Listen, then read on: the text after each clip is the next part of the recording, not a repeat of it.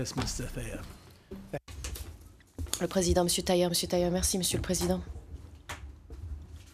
Your Honors, you've heard some reference throughout. Monsieur le Président, Madame, Messieurs les juges, j'ai plusieurs fois fait référence à un carnet de notes de l'officier de permanence. Le voici. Il a été saisi à la brigade de Zvornik. Il est arrivé aux mains du bureau du procureur. De quoi s'agit-il? Il s'agit d'un carnet de notes informel tenu par l'officier de permanence chargé des opérations à la brigade de Zvornik. Dans ce carnet, l'officier de permanence a pris des notes concernant des appels entrants, des demandes, des ordres, des instructions, des informations communiquées d'un lieu à l'autre, des bataillons subordonnés à la brigade et des commandements supérieurs.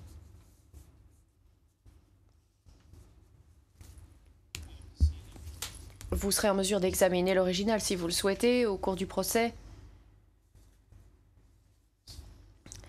Ce carnet couvre la période concernant l'exécution meurtrière, les opérations meurtrières. C'est un journal de mort.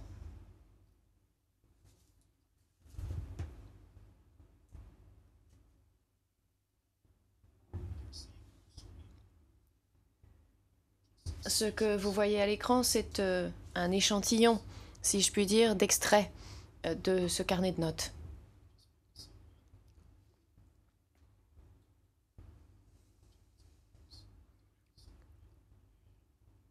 Concentrons-nous sur Behara, subordonné direct du général Tolimir, et sur d'autres membres des organes de sécurité. 13 juillet.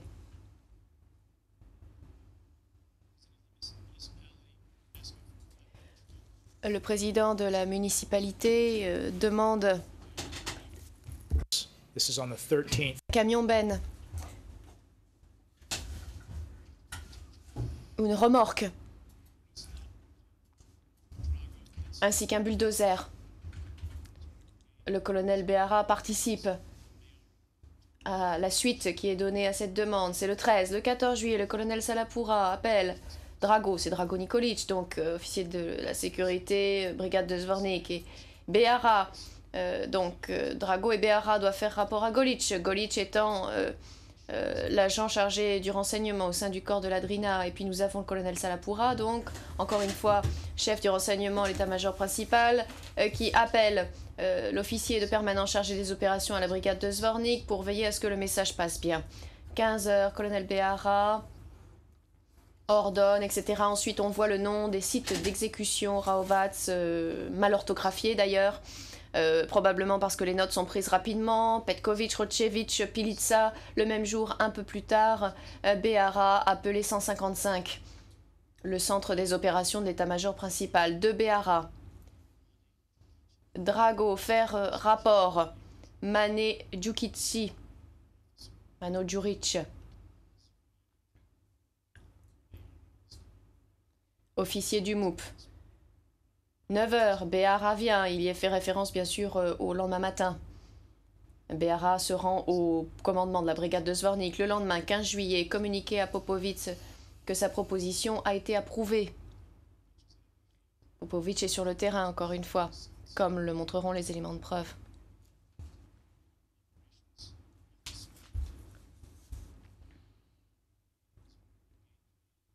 L'officier chargé des opérations, commandement de la brigade de Zvornik, relaie tous ces messages. 15 juillet, Drago.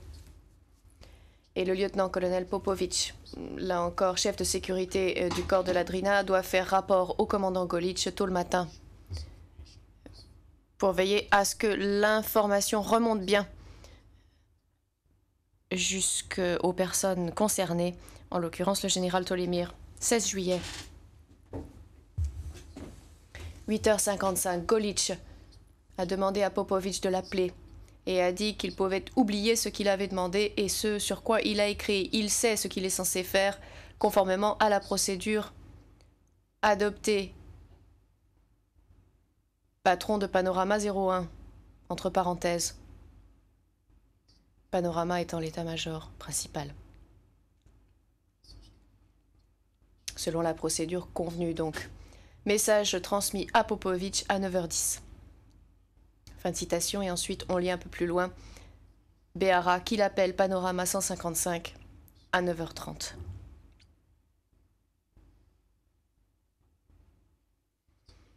À 11h15, l'information est parvenue de Zlatar selon laquelle un triage des blessés et des prisonniers doit être mené à bien. L'information a été transmise à Behara, c'est ce que disent les parenthèses.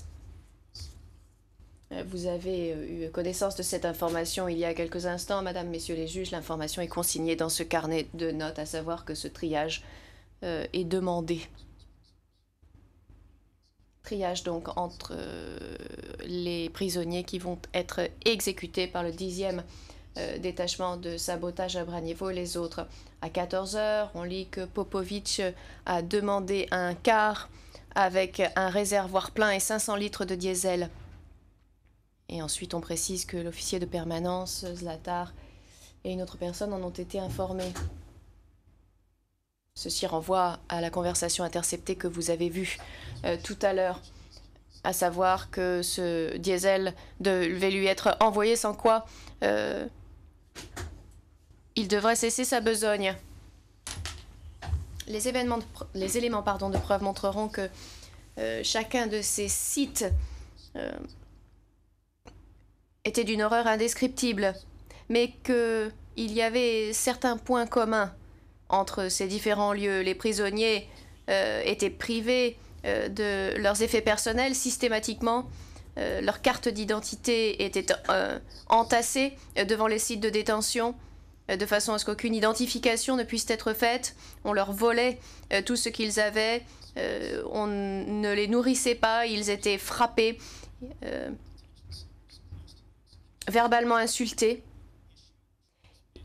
Il faut vraiment essayer de prendre un peu de distance pour voir exactement tous les éléments qui étaient nécessaires à l'accomplissement de ce plan, pour en comprendre l'énormité, pour comprendre le degré de coordination nécessaire entre les différentes unités de la VRS avec le MOUP, les structures civiles.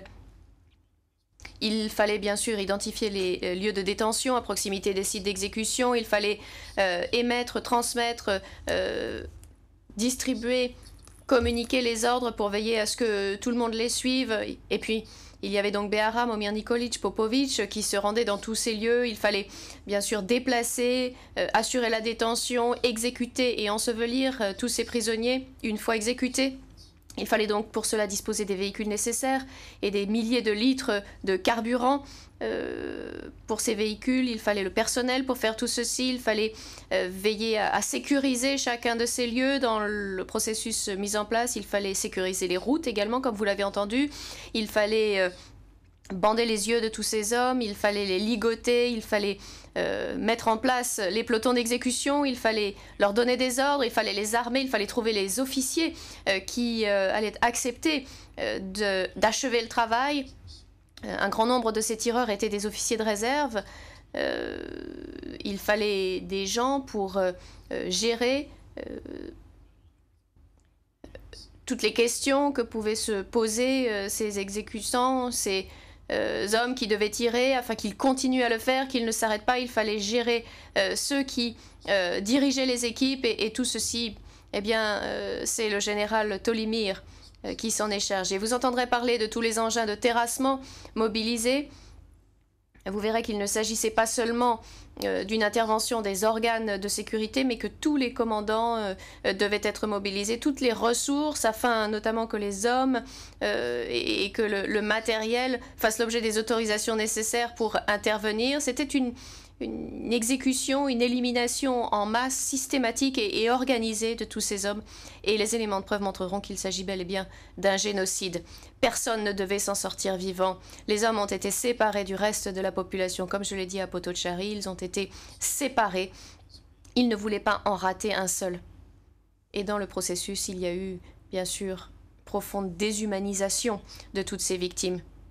Vous entendrez dans les témoignages que ces hommes devaient mourir. On leur a dit qu'ils n'auraient pas besoin de leurs pièces d'identité, qu'ils n'en auraient plus besoin là où ils allaient, qu'ils n'auraient plus besoin de leurs sacs ni de leurs effets personnels. Vous avez déjà entendu parler des hommes âgés et des jeunes garçons et adolescents dans ces fosses. Vous avez entendu parler de ces jeunes hommes, de ces prisonniers qui ont été utilisés pour aller chercher de l'eau en quelques lieux. Et chaque fois, ils n'en revenaient pas. Ils n'avaient pas la moindre chance. Eux aussi étaient condamnés à mourir. Tous éléments de preuve que nous apporterons contribueront à démontrer le caractère génocidaire de ce plan.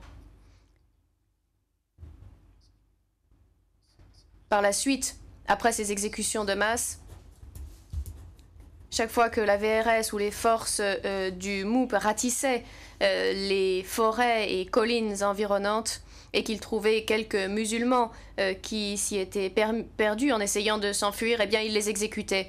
À Snagovo, à Nezouk, nous le verrons sur la vidéo des Scorpions. On verra des prisonniers qui étaient ramenés par la Serbie, par la brigade de Bratunac et qui étaient livrés au lieutenant-colonel Popovic à Bichina, où ils étaient exécutés également par le 10e détachement de sabotage.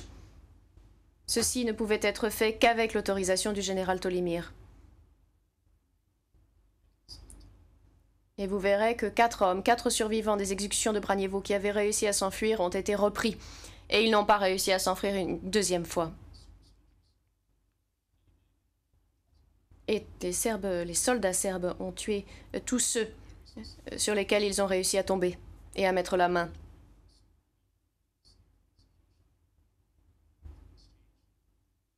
Sauf en des circonstances très particulières où il a été envisagé d'échanger certains prisonniers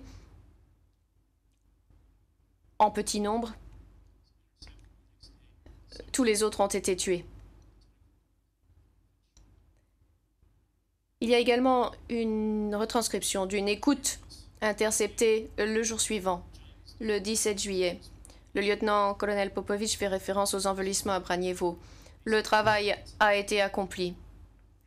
Tout est achevé, aucun problème. 20 sur 20. 20 sur 20. Vous entendrez un certain nombre de témoins parler de cette tâche infâme qu'ils ont dû accomplir, à savoir de transporter les cadavres de la ferme de Pilitsa jusqu'au site d'enfouissement. Vous voyez ici l'heure, 16h22, le 17. Vous verrez également une conversation interceptée à 16h52. Pour gagner du temps, je ne vais pas l'afficher, mais il s'agit de Miletic, Micho et Tosho. Le général Tolimir, le 17 juillet, il parle d'une réunion.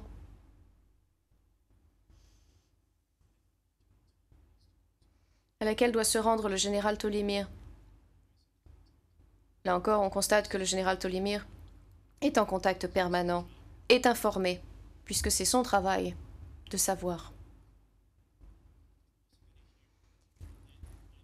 Vous entendrez également que, à ce moment-là, Potocari est vide.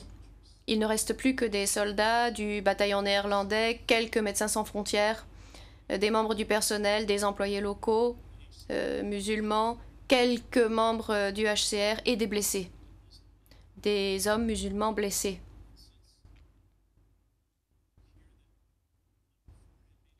On vous dira également que la FORPRONU a dressé une liste, que HCR a également dressé une liste de ces blessés et que ces personnes étaient donc connues de la communauté internationale. Le CICR, le HCR demandaient à pouvoir avoir accès à ces prisonniers, ainsi qu'aux prisonniers dont ils pensaient qu'ils avaient été emmenés après la chute de Srebrenica et dont ils ne savaient pas qu'ils avaient déjà été exécutés et enfouis. Donc, à maintes reprises, le CICR, le général Smith, demande à avoir accès aux prisonniers déjà morts. Le général Tolimir a besoin de savoir que faire. Que faire avec ces blessés, même en temps ordinaire, il lui faudrait le savoir.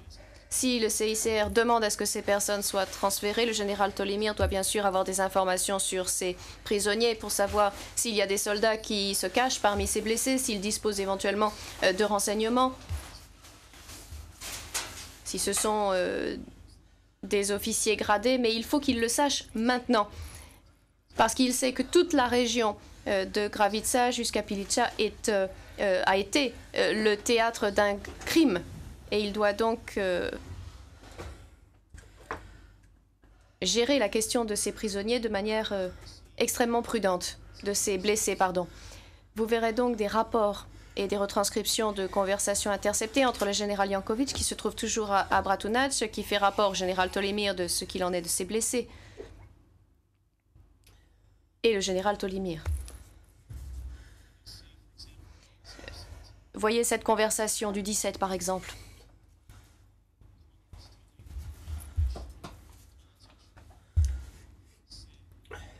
On rapporte les propos de Miletic.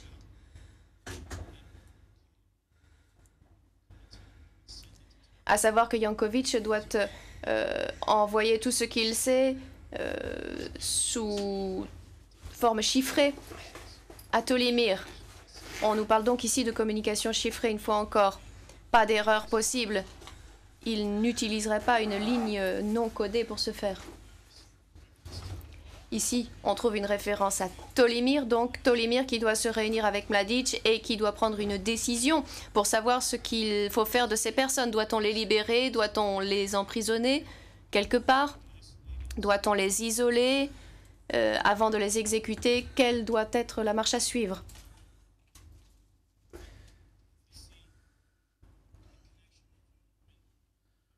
S'agissant des déplacements des blessés, vous entendrez que les plus grièvement blessés ont été libérés et ont pu se rendre à Tuzla.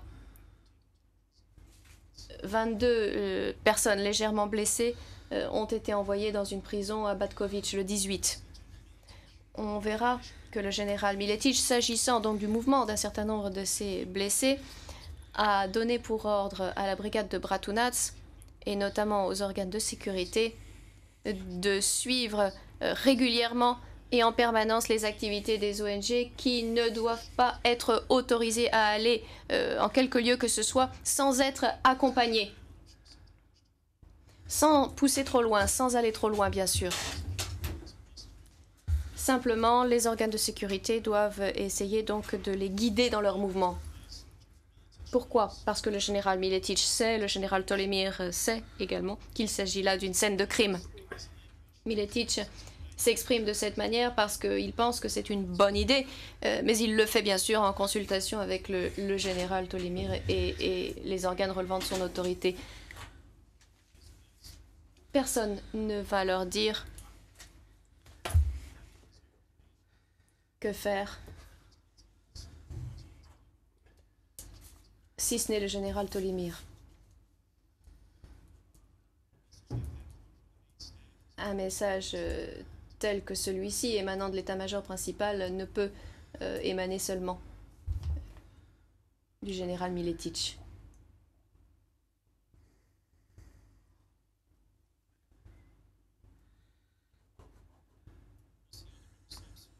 Nous examinons d'autres conversations interceptées qui montrent que les unités attendent la décision du général Tolimir quant à ses blessés. Nous avons ici le colonel Yankovic qui s'adresse au général Tolimir à propos de l'évacuation des blessés, toujours le 18. Il écrit du commandement de la brigade de Bratunac.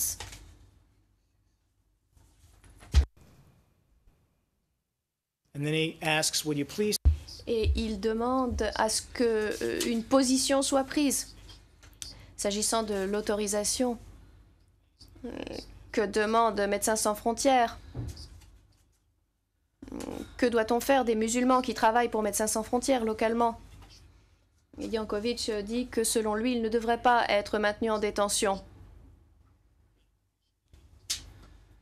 Il dit que, à son avis, il ne devrait pas être maintenu en détention. Et il se tourne vers Tolimir pour savoir que faire. La veille, Yankovic a été invité à envoyer quelque chose à Tolimir. Et vous verrez que ce soir-là, Yankovic dit « Je vous ai envoyé un papier, je vous ai envoyé un papier ». Et il demande si Tosho est là et quand il est censé arriver. et précise qu'il devra recevoir ce document dès son arrivée. Et puis le lendemain, il y a une autre conversation, encore une fois, entre le colonel Jankovic et Milos Djurdjic, un officier de l'état-major principal qui a participé à la procédure d'approbation de passage du convoi, membre de l'état-major principal, et c'est lui qui reçoit cet appel avec Jankovic. Et Jankovic dit, en substance, dans cette conversation, j'ai ici un personnel local de Médecins sans frontières, ils sont musulmans, ce sont des hommes musulmans, ils sont en âge de combattre. Et il dit qu'il y a une permission émanant du gouvernement consistant à les laisser partir, qu'il y a une liste, que Médecins sans frontières dispose d'une liste de ces hommes, qu'ils sont connus de la communauté internationale. Et Djurdjic dit, oui, je sais, je vois les noms. Il commence à lire les différents noms qui figurent sur la liste. Il y en a 6 ou 7. Et ils ont la permission, dit-il. Mais Djurdjic répond, mais tu connais la procédure à laquelle tu as participé.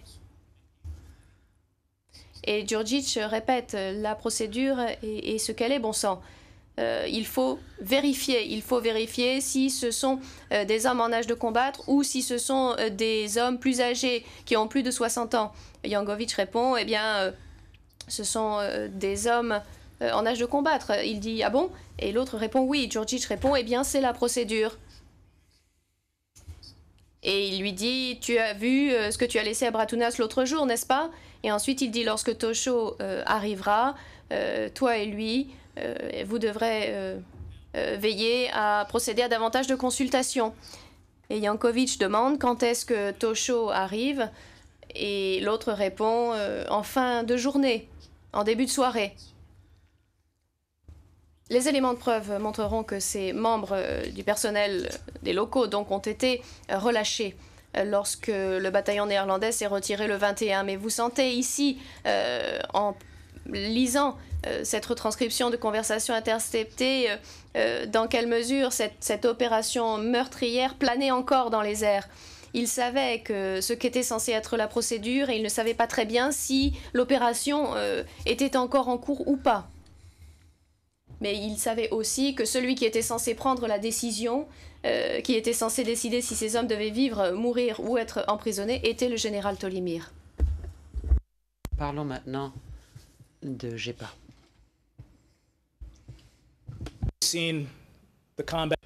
Vous avez déjà vu les ordres de combat, les références faites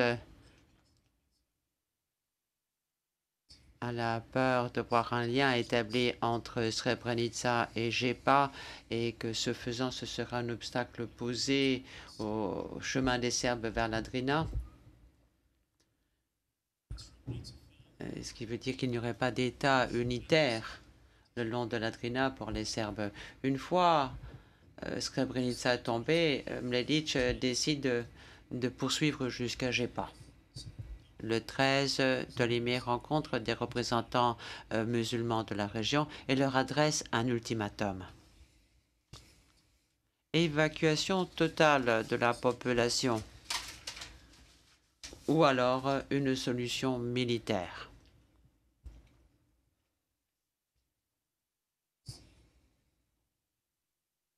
Ce jour-là, le général Tolimir émet un rapport. Il fait état de sa réunion avec Hanmia Torlak, un des représentants de la population, pour ce qui est du respect des conventions de Genève du 12 août 1949.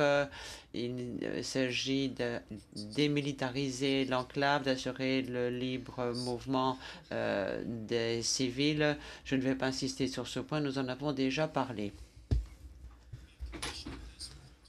Mais ceci est subordonné à, ou alors il y a une solution de rechange, c'est la solution militaire. Il faut que tout le monde parte, sinon nous attaquons. Il ajoute ceci.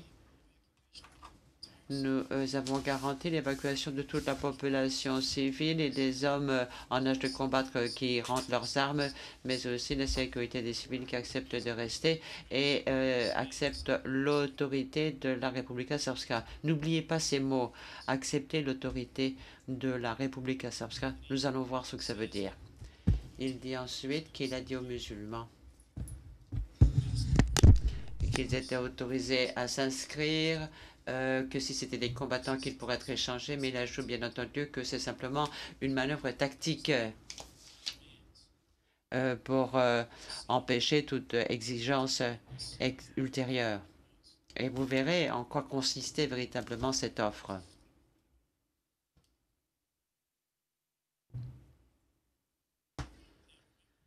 N'oubliez pas que à ce moment-là, même s'il est âgé pas, le général Tolimir est en contact avec l'état-major principal. Il reçoit des rapports faisant état du nombre de musulmans capturés le long de la route et condamnés à mort.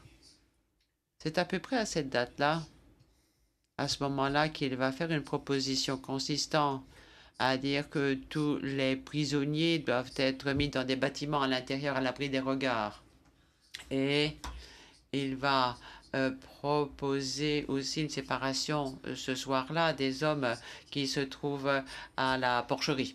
Même s'il est à Gépa, lui qui est un général n'oublie jamais la situation dans son ensemble, et que ce soit à Srebrenica ou à Gépa. Je pense que nous n'avons pas besoin de voir cette carte maintenant, nous la reverrons plus tard. Ptolémée renvoie un autre rapport sur l'état des pourparlers, de la réception qu'a eu cet ultimatum. Les gens n'ont pas accepté de gaieté de cœur.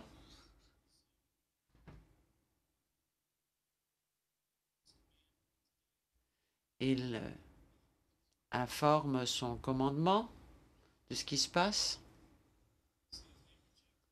Il dit ceci: s'il s'oppose à l'évacuation, on a planifié des activités de combat qui devraient commencer le 15.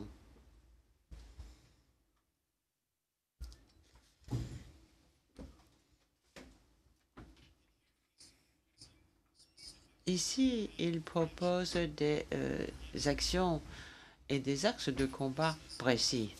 Il dit que il faut le faire en l'espace de 21 heures pour éviter des réactions négatives de la communauté internationale. Il essaie de voir comment ils peuvent s'en sortir ou ce qu'ils peuvent faire tant que la communauté internationale n'a pas son regard fixé sur eux.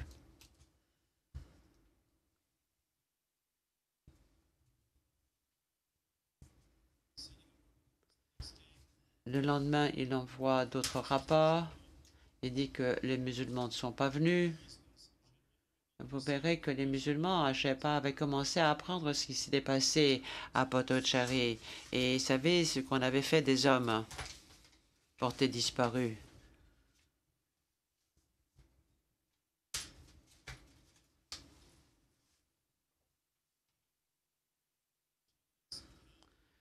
Beaucoup d'éléments de preuve vous montreront comment le général Tolimir et les effectifs qui se trouvaient avaient placé les Nations Unies sous leur contrôle complet. Ici, il parle du poste de contrôle numéro 2 à Bokšannica qu'ils ont déjà pris pour contrôler le travail et les rapports que font les Nations Unies à leurs supérieurs hiérarchiques.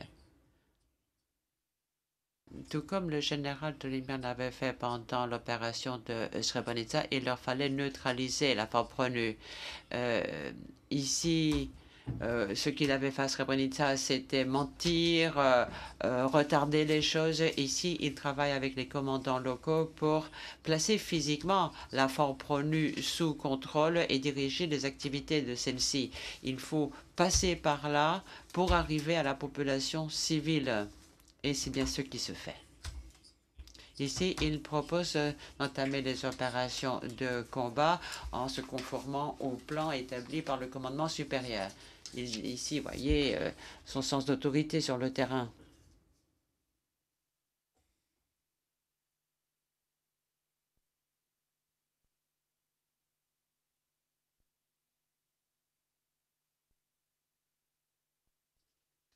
il faudra donner l'impression que le poste de contrôle fonctionne, comme s'il n'était pas encerclé par nos forces. Donc, il planifie le travail que va faire la FORPRONU à ce poste-là. Ils ont un contrôle total de la situation.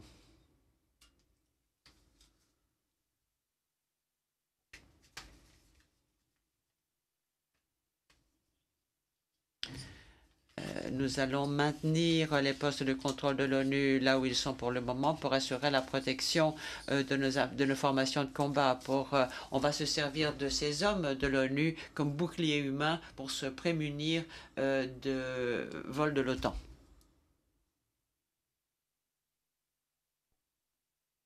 Le 14 juillet.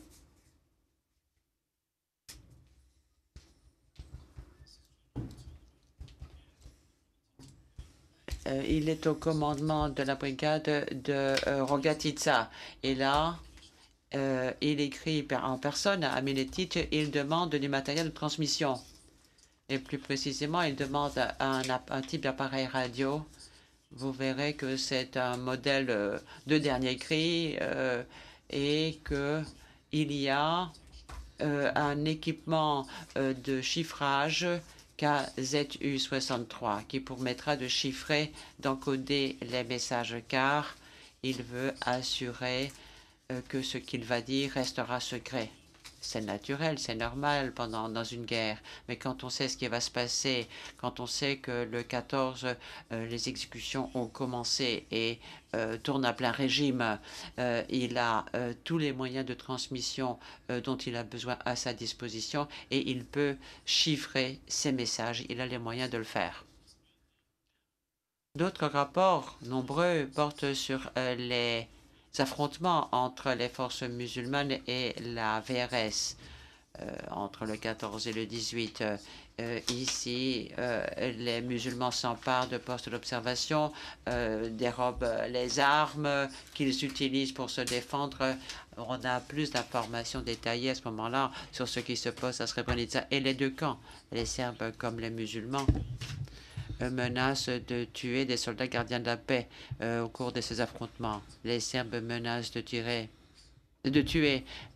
ces hommes de la FORPRONU si la FORPRONU demande à l'OTAN d'intervenir par un soutien aérien. C'est quand même là la plus grande peur des Serbes. Et par ailleurs, les musulmans menacent de tuer ces mêmes hommes si les Nations Unies ne font pas intervenir le soutien aérien. Et là, nous avons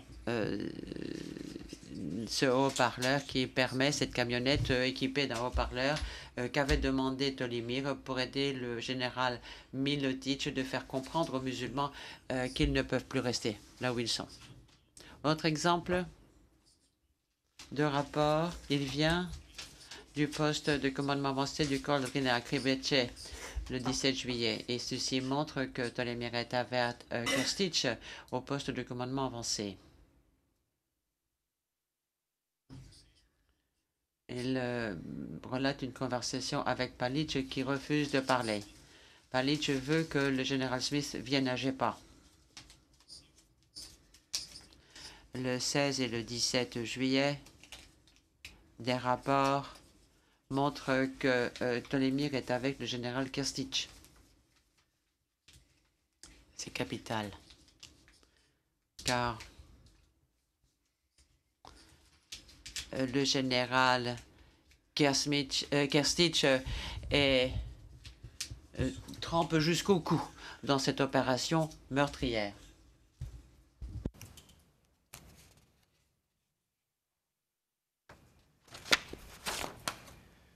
We'll see that General Smith gets involved.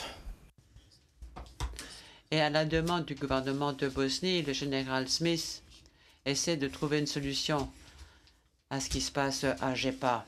Le 19 juillet, Mladic et Tolimir rencontrent le général Smith.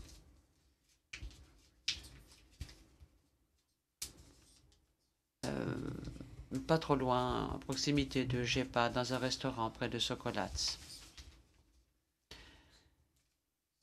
Et le général Smith, à cette réunion, dit à Mladic ce qui s'est passé à Srebrenica. Tolimir est là, une fois de plus, et Mladic dit qu'il faut que ça s'est bien terminé, et puis il fait référence aux réunions de l'hôtel Fontana et dit qu'il a ouvert un couloir permettant le passage des effectifs, même s'il y a eu ici ou là peut-être des escarmouches et tel ou tel incident malencontreux qui s'est peut-être produit. Mladic, avec Tolemir à ses côtés, mentait carrément à Smith. Il savait ce qui s'était passé. Il avait menti. Il s'était adressé à ces gens qui se trouvaient le long de la route, leur avait dit qu'ils n'avaient rien à craindre. Il mentait tout du long. Le même jour, tout le monde allait à Jepa. Quand je dis tout le monde, je devrais dire le général Tolimir, parce que Smith est rentré à Sarajevo. Tolimir, lui, il est allé à Jepa. I want to show you just a short video clip. Je vais vous montrer quelques images d'une conversation du général Mladic avec Avdo Palic, le commandant de la brigade de Jepa.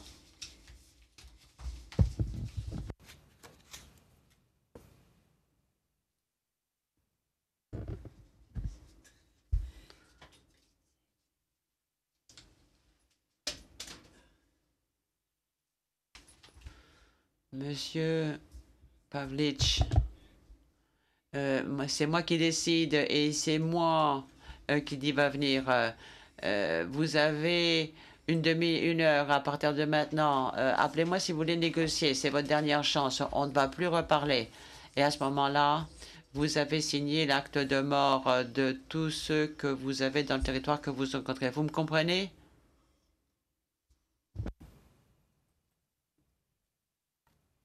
Again. Fin de la séquence. Mladic dit clairement quel sera le sort de la population.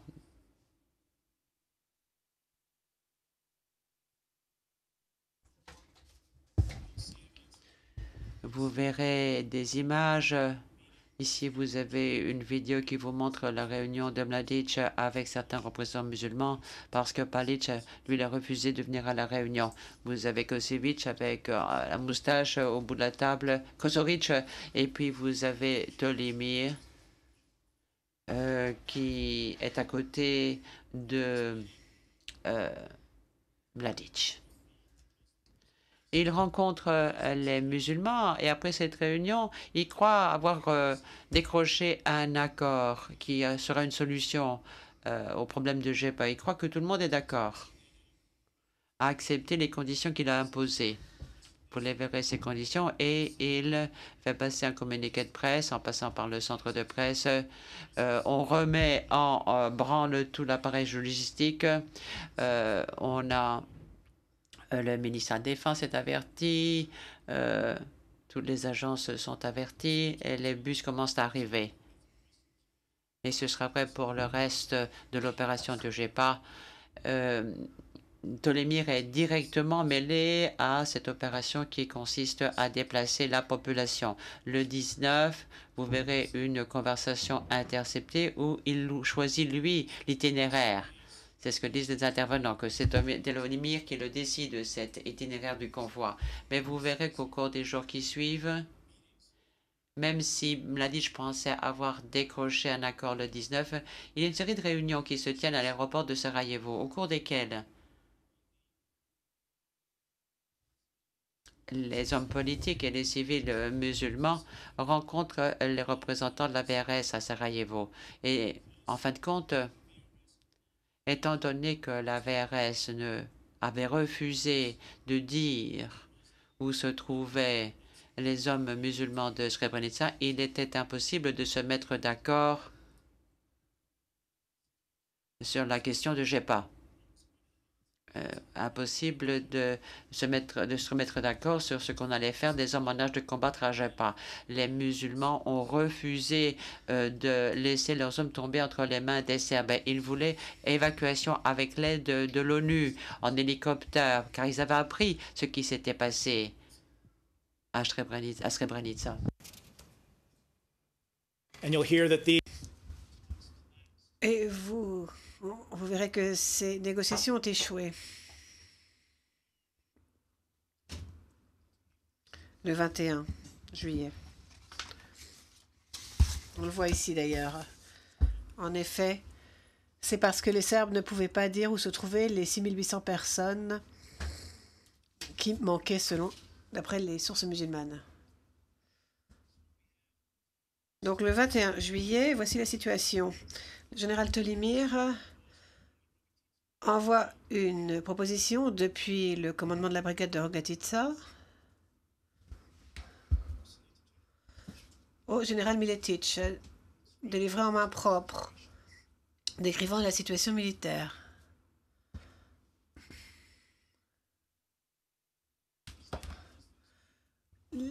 Il dit que les musulmans se lancent dans des provocations du fait de la conférence à Londres et il propose que la FORPRONU, les organisations internationales et les Nations Unies n'aient pas le droit de rentrer dans la zone. Nous considérons qu'il serait plus utile, après avoir infligé des pertes au personnel militaire. Bon, ça, c'est du jargon militaire. On écrase l'ennemi. Jusqu'ici, tout va bien, c'est normal.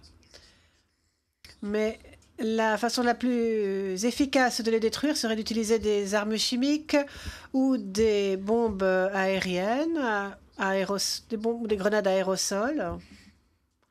Ceci accélérerait leur reddition et la chute de Zepa. Vous entendrez parler de tout cela.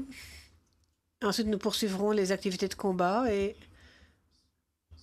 nous pensons que nous pouvons accélérer la reddition des musulmans si nous pouvons détruire les groupes de réfugiés musulmans qui s'enfuient vers Stublic, Radava et Berlotska Pranina.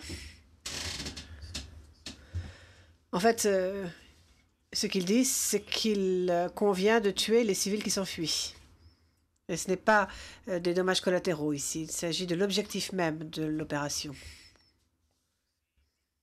Lorsqu'il y a fait référence aux conventions de Genève, vous verrez par le biais de nos preuves qu'il s'agit juste de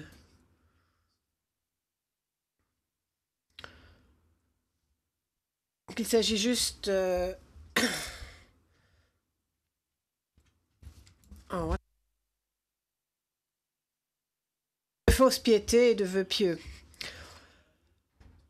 Donc, le général Tolimir, pendant toute l'affaire de Zepa, est sur le terrain, en communication directe avec l'état-major principal, relayant les rapports à jour. Il fait partie donc du processus de décision. Un accord a été obtenu avec un représentant musulman, M. Torlak. Vous verrez le général Tolimir qui relaie cette information, qui donne des ordres à la commission d'échange des prisonniers de la République Srpska quant à la marche à suivre.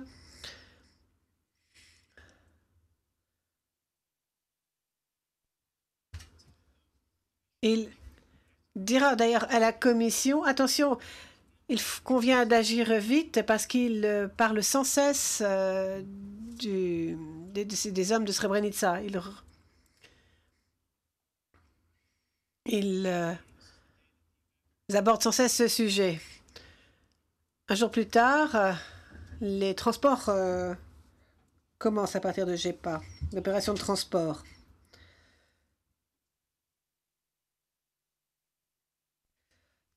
Tolimir c'est de s'assurer que les généraux ne vont pas arriver. Il ne voudrait pas que l'opération Morillon reprenne, l'opération que Morillon avait fait en 93. Et il ne voudrait pas que le général de la FORPRONU fasse dérailler leur plan qui était de vider Zepa de toute sa population musulmane. Vous verrez d'ailleurs des clips vidéo Et vous verrez, vous entendrez des témoins qui étaient sur place et qui parleront de l'état de terreur de la population qui était pilonné avec une telle force qu'il ne voulait plus rester sur place, qu'il n'espérait même plus rester sur place. Et vous verrez la vidéo où ils sont à nouveau emportés à bord de camions.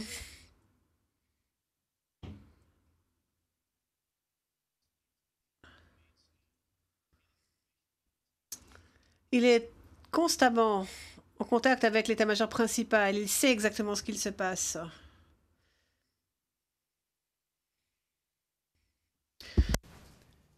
And you'll hear that Vous verrez qu'un par un, les Hodja et Palitch ont été arrêtés et détenus une fois le transport accompli. Le général Tolimir sera impliqué, il participera, il sera mis au courant de l'interrogatoire du général Palitch. Vous verrez vous-même comment Tolimir a personnellement séparé les Hojda du convoi.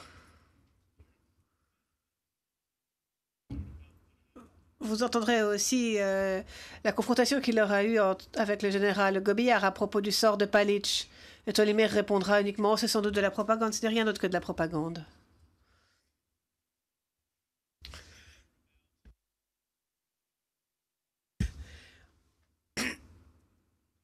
Vous verrez aussi, par le biais des rapports, que le général Tolimir avait reçu des instructions.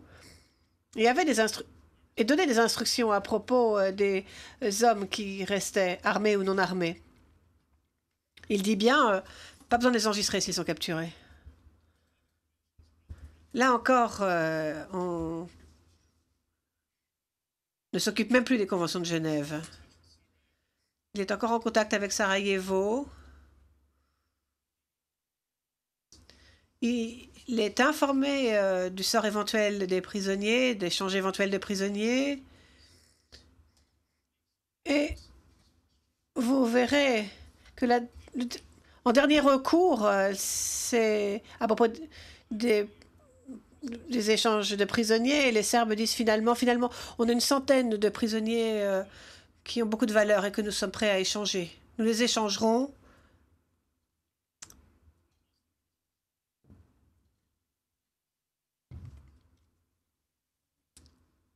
contre des musulmans.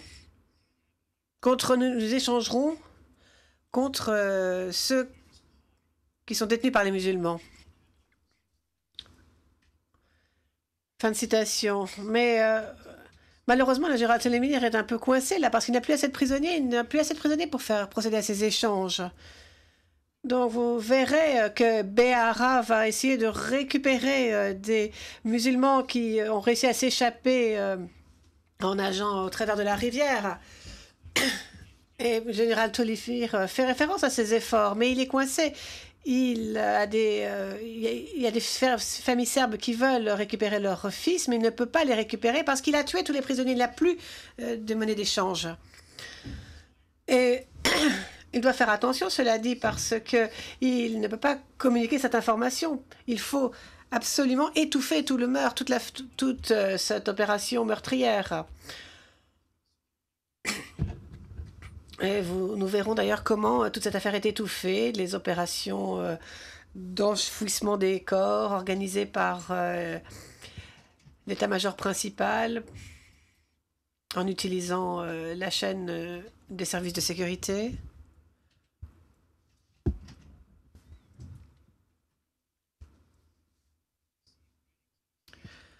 Il écrira à la commission d'échange des prisonniers pour dire ce n'est pas de la faute de l'état-major principal. C'est la faute de nos unités. Elles n'ont pas capturé suffisamment de prisonniers. C'est quand même une déclaration assez extraordinaire quand on sait qu'il a participé à la mise à mort de 7000 prisonniers de guerre.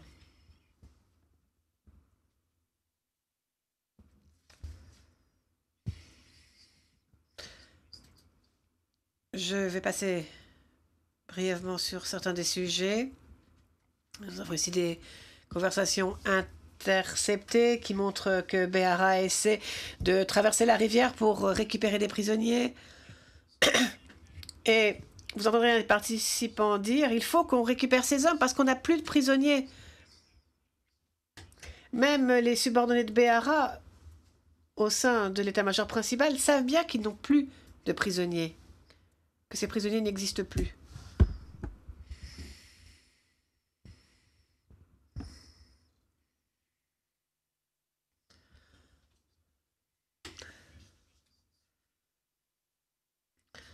Donc, en ce qui concerne toutes ces références faites aux conventions de Genève, ou toutes ces références faites aux gens qui auraient le droit de quitter, de partir, de vivre, de choisir l'endroit où ils veulent vivre. Vous voyez ici une vue aérienne de la mosquée de Zépa le 27 juillet. On voit les toits du bâtiment de la mosquée et de la structure associée. On voit à quoi ça ressemble le 27. Un mois plus tard, on voit qu'il ne reste plus rien. Il n'y a plus que des débris. Et on voit que toutes les structures ont été atomisées. Et vous entendrez aussi un discours du général Zivanovic le 12 juillet, célébrant la chute de l'enclave de Srebrenica. Il dit « J'allais à Srebrenica et j'ai vu la mosquée la plus turque qu'on pouvait imaginer. Et j'ai demandé ce matin, général, est-ce que cette mosquée est terminée une bonne fois pour toutes? Et il m'a dit oui, je crois qu'elle est bel et bien terminée. Et vous voyez maintenant les photos des mosquées de Srebrenica en ruine. Donc le général Zivanovic a dit au crépuscule ce soir, je peux vous dire que toute vie musulmane organisée à gauche de Jadar a cessé d'exister.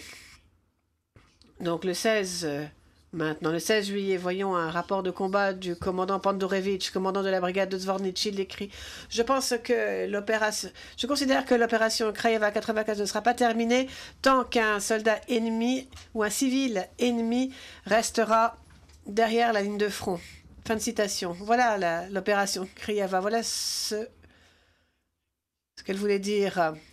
Donc lorsque le général Potelimir ou d'autres officiers de la VRS parlent de la Convention de Genève, disent que les musulmans peuvent rester en République Srpska tant qu'ils acceptent l'autorité de la République Srpska. Voilà ce qu'il veut dire. Vous pouvez rester, certes, mais on va atomiser, on va détruire vos mosquées, on va exécuter vos hodjas, on va exécuter vos dirigeants et vous n'aurez plus d'endroit où habiter. On détruira vos maisons. Puis-je vous demander 2 minutes encore avant de conclure? Monsieur le Président, ici vous avez des documents portant sur les opérations d'enfouissement des corps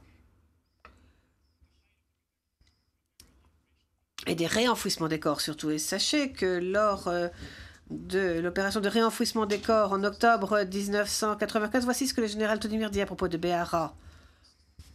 Il a des principes, il travaille bien, il effectue de façon extrêmement professionnelle toutes les missions qui lui sont données.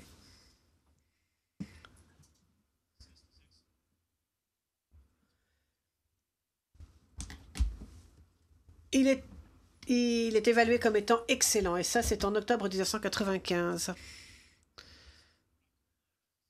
Et maintenant, l'évaluation de Ratko Mladic à propos du général Tolimir. L'année précédente, le peuple serbe lui doit énormément et il fait partie des personnes les plus méritantes de notre histoire. Excellent. Et maintenant, vous avez le Hodja qui a été séparé personnellement par Tolimir d'autres personnes et qui a été retrouvé dans un charnier avec Avdo Vladic. Et vous le voyez ici en train de serrer la main du général Tolimir. Un rapport ici, mais nous n'allons pas vraiment le voir en détail, mais il s'agit du meurtre d'un musulman affamé et sans armes à Zépa. Ils exterminaient tout ce qu'ils pouvaient trouver. Et voici maintenant une photo de la prison de Bavkovic qui a été pratiquement vidée de ces prisonniers un peu au nord de Pilicha. Alors que pourtant, il y avait des prisonniers qui étaient détenus pendant la guerre de façon régulière. Et au sud de Pilicha, à une demi-heure de là, par route goudronnée,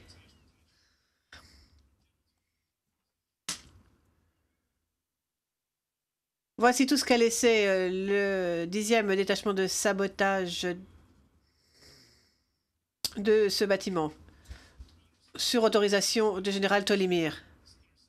Maintenant, un dernier intercept téléphonique entre X et Y. C'est pas important de savoir qui dit quoi. Ils disent que faire des blessés, des Turcs capturés? Ils se tuent eux-mêmes, ils se suicident. Il y en a déjà tout un tas qui sont morts. Et alors, plus le tas sera gros, le mieux. Qu'ils aillent se faire foutre, ce n'étaient pas des êtres humains. Fin de citation. Donc, je vous ai parlé de la déshumanisation qui a toujours entouré l'opération de meurtre. Le fait que cet ennemi n'est pas d'une autre ethnicité ou d'une autre religion, mais que c'est tout simplement pas de la même race que vous, qu'il n'est pas un être humain. Vous dites à vos hommes que c'est un ennemi qui va commettre, qui veut vous détruire par génocide. Vous leur dites cela pendant 4 années. Vous leur dites que l'ennemi n'est pas humain, ne devrait pas être votre voisin, que leurs lieux de culte ne sont que des débris, que leurs corps peuvent être jetés dans des charniers. Et vous utilisez le soutien de personnes comme Lubcha Behara ou Yelena Popovic pour réaliser le plan. Donc le général Tolimir était quand même très proche de Mladic. Il aurait pu dire à Behara de ne pas se lancer dans de tels massacres. Au lieu de cela, il l'a autorisé à utiliser le 10e détachement de sabotage les 16 juillet et à Bichina le 23 juillet. Il aurait pu sauver des milliers de vies. Il avait le pouvoir de le faire. Il aurait pu appeler le CICR. Il aurait pu dire à ses subalternes de ne pas exécuter les ordres. Il aurait pu leur dire qu'il y allait avoir des procédures militaires ou de justice militaire qui allaient être mises en œuvre. Mais au lieu de films de propagande, il aurait pu sauver des vies. Et il aurait aussi pu sauver son honneur.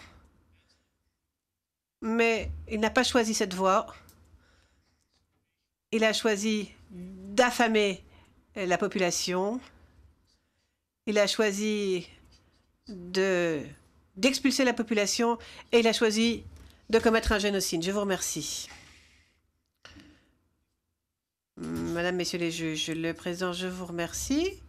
Monsieur Tolimir, la Chambre a pris en compte votre position qui est de ne pas faire de propos liminaires. En ce moment, c'est bien cela, n'est-ce pas? Vous n'allez pas faire de propos liminaires?